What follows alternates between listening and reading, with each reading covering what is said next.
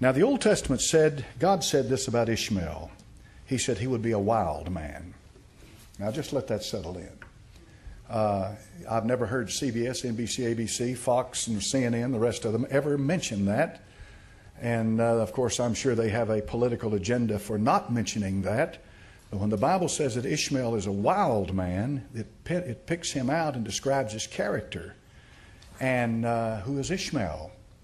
Ishmael is the father of the Arabs, folks. The Arabs. The Arabs have, most of them have a religion which is the Muslim religion, or Islam. And the Islamic religion I've been talking about now for the last 2 weeks is what's caused so much alarm in America because of the beheading of that woman in Oklahoma who had never done a thing to that man. Totally innocent. Went to work one day and got her head cut off. Something has changed in America. It's like when they bombed the World Trade Towers in New York City. When they flew those commercial airliners into those 2 trade towers, something changed in America. Something changed. Well, this is what happens there now. Something has changed in America. A Muslim cut off the head of a woman she never done anything to him, but he was doing it in the name of Allah.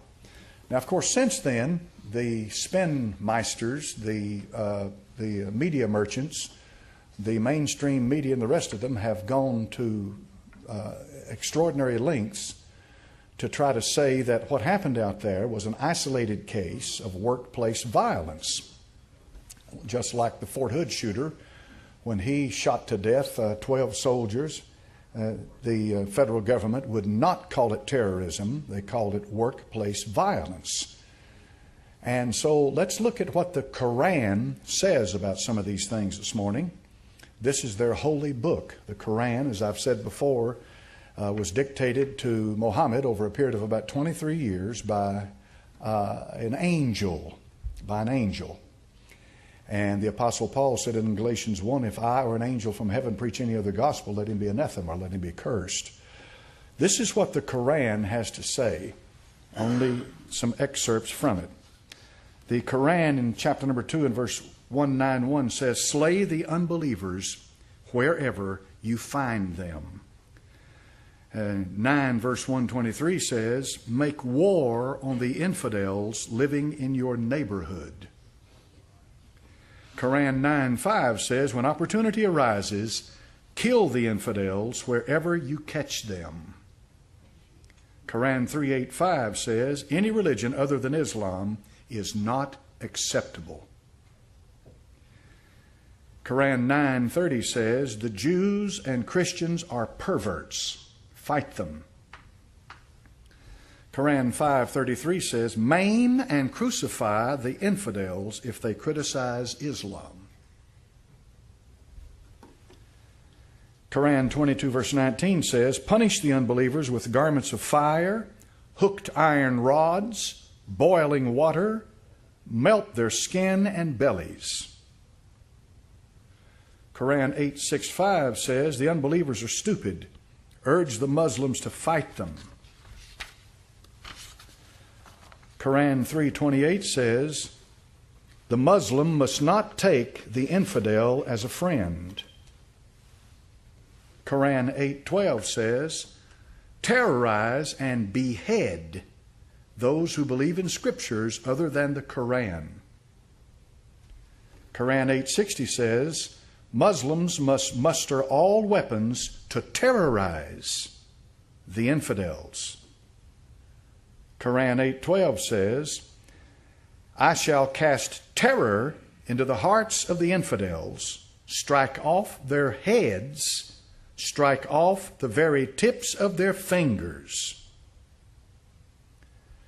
Quran 4:56 says, those that deny our revelations, we will burn in fire. And they just did that. They burned alive.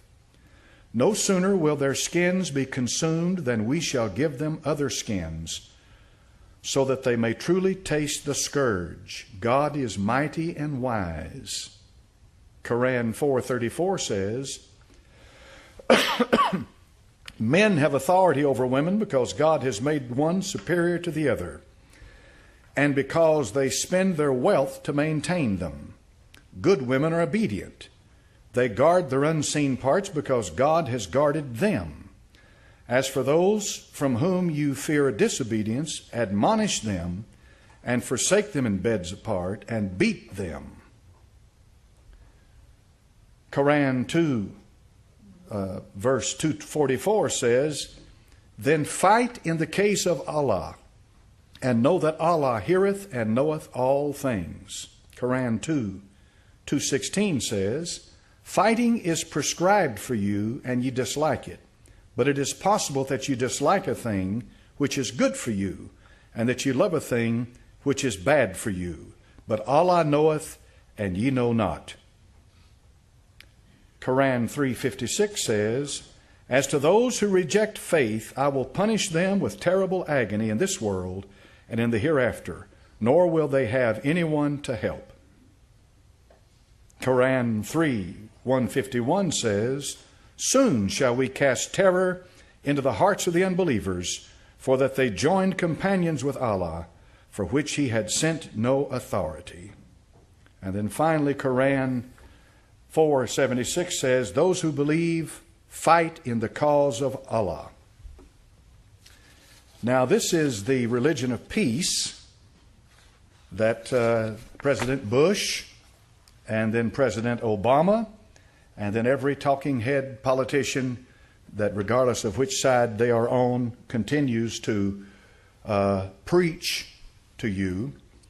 I think what's happening is that on occasion the elite take a test of how far they've dumbed people down by seeing how they accept this stuff that they send out and how quickly that they embrace a blatant lie. Islam is not a religion of peace. The Quran does not preach peace. You say, I know many peaceful Muslims. You know many Muslims that are indifferent to a lot of things that are said in the Quran, that want to live just like anybody else wants to live. And so they practice their faith and don't bother anybody. Thank God, apparently that's the vast majority of the Muslims. But there's an element in Islam, make no mistake about it, that believes every word of the Quran, and they will put you to death in a heartbeat.